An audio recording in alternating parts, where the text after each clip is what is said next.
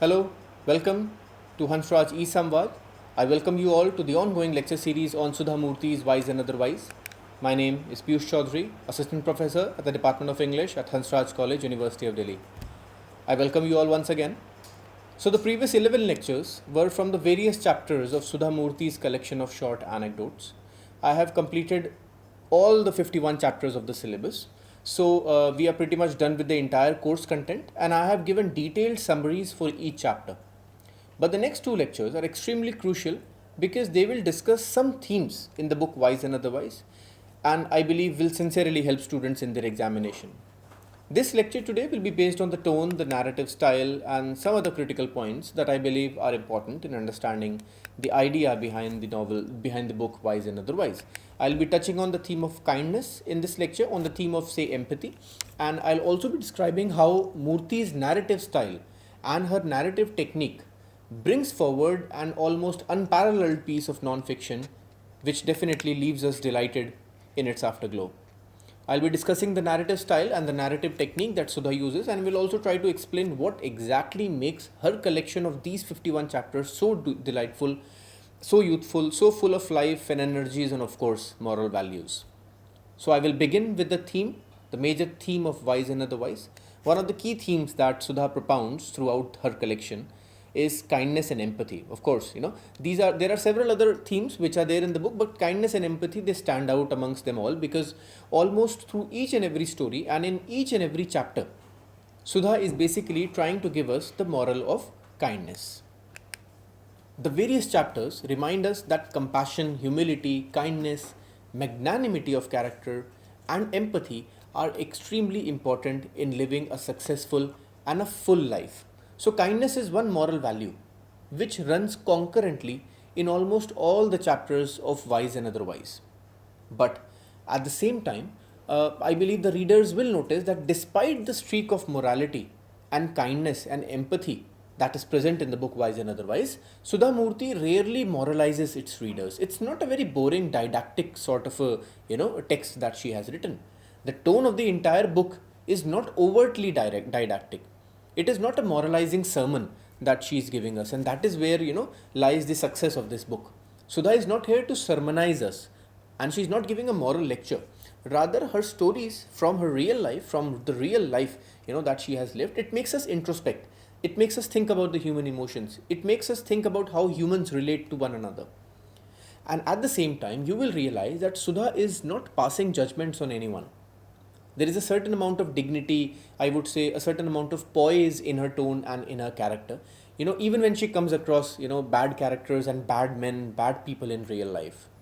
Therefore, the larger lesson that we, as students of literature, all of us can derive is that kindness, morality, empathy should be a regular feature of our intellectual makeup, and we must make conscious efforts to be kind and empathetic towards others. This is the larger lesson. I personally believe this is the main and the largest lesson that we all can derive from this wonderful collection of stories, Wise and Otherwise.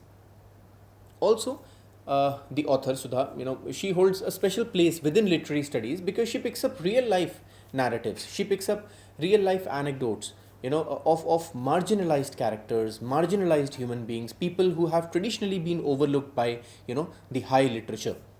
So the major part of the book Wise and Otherwise has characters who are from the lower sections, the middle class sections of the society, people such as those living in slums, people living in colonies, living in poor conditions, beggars, contract workers, security personnel, domestic workers, prostitutes, sick people, old people, poor people, destitutes, and several others.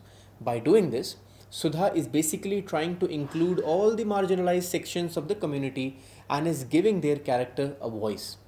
All of this is coming from her huge and vast experience as a teacher. We all know she has been a teacher, an entrepreneur. She has been a social worker, and she has worked in the in India's villages, as well as in several of the skyscraper buildings. So her range, her range is very vast, from elite offices till the soiled slums. She has worked everywhere. So as I said, the range of her characters is extremely, vast. It encompasses the entire sky, you can say the entire world together. But at the same time, her tone is very human-like. There is a humane tone in Sudha Murty. because she does not write and she does not speak, she does not talk as a wealthy business tycoon and a powerful woman that she is. She's not talking as a rich CEO of a multi-billion company like Wipro. She's not talking as a rich, powerful businesswoman. Rather, the readers will notice and will observe that there is a streak of humanity running through these pages. This is also because Sudha does not shy away from making mistakes, and she does not conceal her mistakes. She does not shy away from accepting her mistakes, despite the huge amount of wealth. I mean, of course, she has she has amassed over her decades of hard work. She still remain humble, and her feet still touches the ground. Such is this humanizing and the moralizing tone which is visible in the collection of short stories, that is Wise and Otherwise. And these characteristic traits which I just now enumerated are very much visible if you read this entire collection in one go, right? So there is also a certain amount of, you can say, vulnerability in her storytelling techniques and in her narrative techniques, and it is precisely this that allows her to have such a wide leadership, wide readership. This is precisely what allows her to have a wide readership. So despite the major story collection being didactic in nature, the readers still are hooked on till the last chapter, till chapter number 51, because each and every chapter, you believe, it has something different to offer to the readers, because it allows you to introspect and to think about the larger world.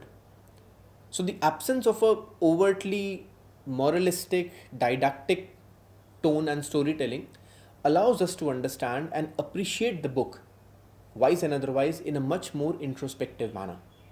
So reading Wise and Otherwise obviously demands engagement and reflection on part of the readers, of course, and they also make us ask certain questions about how the society functions and what comprises life itself. So all these stories, they compel the reader to introspect, to look inside, and to become a better version of ourselves. This is the precise reason why this book has been prescribed by the University of Delhi, by the Department of English, as a GE course. As we all know, the name of the paper is Life and Literature.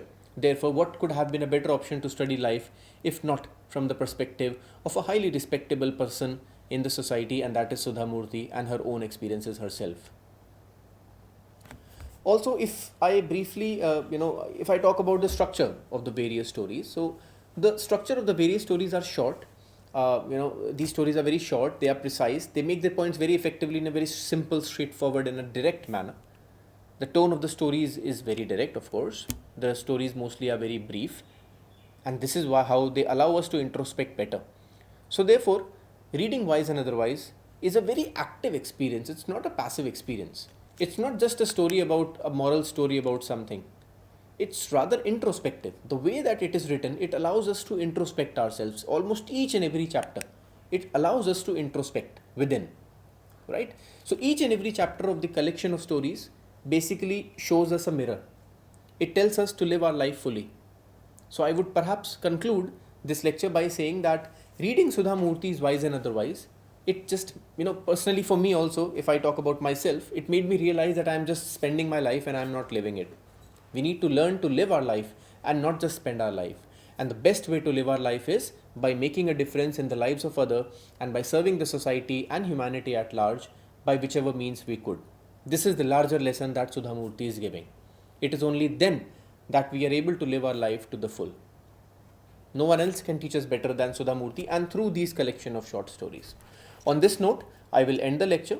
I hope that I was able to explain some thematic and narrative techniques that the author has employed, and what makes her work so successful. This is what I did in this particular lecture. And I also hope that the viewers would have found sufficient material, the students would have found sufficient material in these lectures to prepare for their exam. I sincerely believe that a major chunk of the answers, can be solved through these lectures that I have specifically curated for the students who will be appearing for the GE paper Life and Literature at the University of Delhi at the undergraduate level exams. So on this note, I will push off and I'll take your leave. Thank you for your patience and your continued support. Do comment, please. Do like and do share this video with other friends across the university who are preparing for their exams. I hope it helps them as well. And if you have any suggestions, please feel free to comment below. And for sure, in the subsequent lectures, I'll be taking more lectures. I'll definitely be taking up those comments of yours. So have a great day. Thank you for your support. Prepare well for your exams. Goodbye. All the best. Jai Hind.